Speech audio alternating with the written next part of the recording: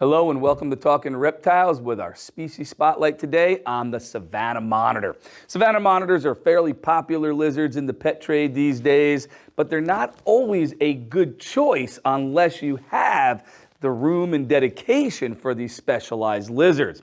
One of the reasons I say room, dedication, specialized is because this is an animal that gets fairly large. They're not the largest of all lizards, but a big Savannah monitor can approach anywhere well over 3 feet long, up to 4 feet in length. That means they're going to require a lot of space for an animal that can be fairly active.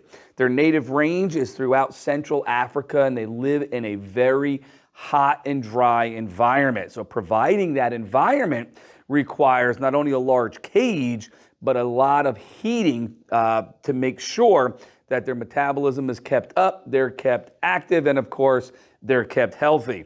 How much heat? Anywhere from 90 to even over 100 degrees in the warm spots so that they can bask and get the proper temperatures for their metabolism. The other thing about monitor lizards is we consider them normally to be carnivores, but what do all carnivores eat? The word carnivore truly just means any animal that eats another animal.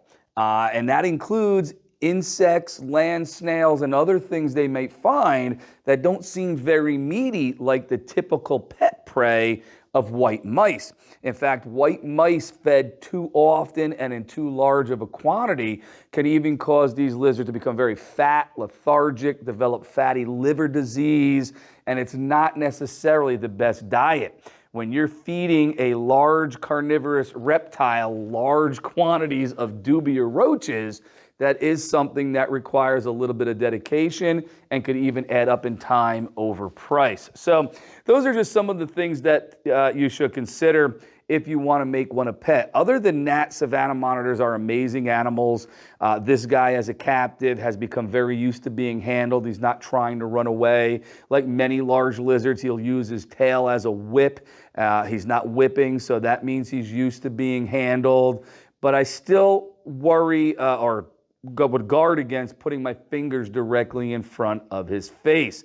If he gets nervous, scared, or thinks it's feeding time, Savannah monitors do have a very strong vice grip-like bite, which is of course very useful for a predatory lizard. One last thing, check out that really long tongue, and that makes monitor lizards really cool to look at and observe. That tongue is being used just like a snake, surveying his environment for smell.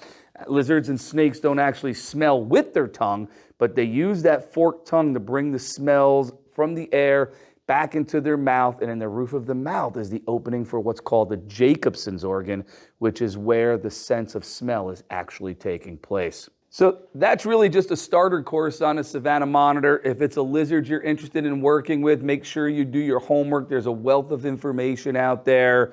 And remember, if you're going to take any animal into captivity, we owe it to them to give them the best care we possibly can. Thanks for checking. Watch more Talking Reptiles to see more of our species spotlights in the future.